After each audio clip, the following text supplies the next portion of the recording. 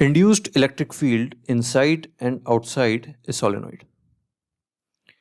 So we are given a solenoid here, this white circle. So it's a solenoid of radius r and it has a field B inside. So it's a time varying magnetic field. So when this field changes, we are going to find what is the induced electric field inside the solenoid and outside the solenoid. So let's take a circular path P1 inside it and a circular path P2 outside it. So we shall take two circular paths P1 and P2 inside and outside the solenoid at distance x from center. So we are taking the same distance x because anyway this x is for the derivation. So don't think that this x is equal to this x. Okay. So we are going to find the induced electric field on these paths. So let's do inside the solenoid, which is similar to what we have done before. So EMF induced is area, which is pi x square times dB by dt. Flux, okay, let me write those steps also. So flux inside the solenoid, inside this path P1, through this path P1, through this area bounded by the path P1 is pi x square B. So if differentiate it, you will get EMF is pi x square dB by dt.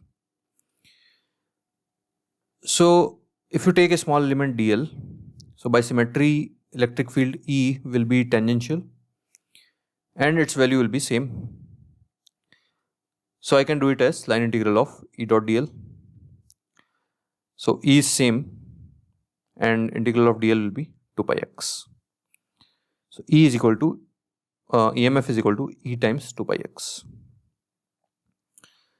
So from 1 and 2 you equate both of them and you get E inside is x by 2 times dB by dt. This is what we got earlier also for a loop. This time we are not taking a loop, we are just taking a path. So electric field exists with or without the loop. If there is a loop, current will also start to flow. Otherwise, anyway, electric field is there on the path, dl is there. So on this path, we can calculate the EMF. Now outside the solenoid. So again, we are going to take a small element dl. Here flux is pi r square b, where r is the radius of the solenoid. Because in this region, between the solenoid and P2, there is no magnetic field. So if magnetic field is 0, there is no flux in this region. So the only flux is because of the region inside the solenoid. And its value is pi r square, area of the solenoid, times b. So flux for any path outside the solenoid is pi r square b. Now EMF, so now we are going to take this path, is, first is from Faraday's law, E is d phi by dt is equal to pi r square dB by dt. Now we are going to do a line integral on this path for small EMFs. So here these should be dE. dE is E dot dl, so small EMF on dl part. So for the whole EMF, we will do a line integral. So E is same by symmetry, so E times 2 pi x. So again equating 1 and 2, we get E outside is r square by 2x dB by dt. So you can notice one thing here, the inside the solenoid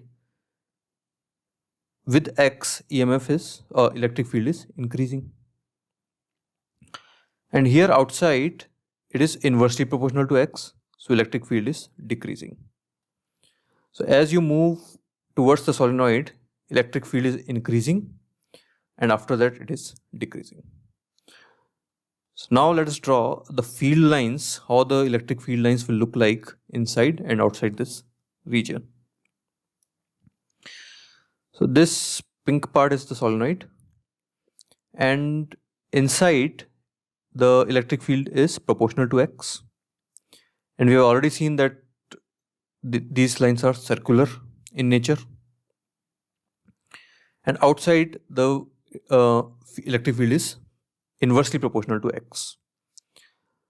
So proportional to x implies the electric field lines will be denser as x increases. So as you go from center to the end of the solenoid, the field lines will be coming closer to each other. And after you go out of the solenoid, field lines will be rarer. They will be further apart from each other. So this is the complete analysis of induced electric field inside and outside a solenoid.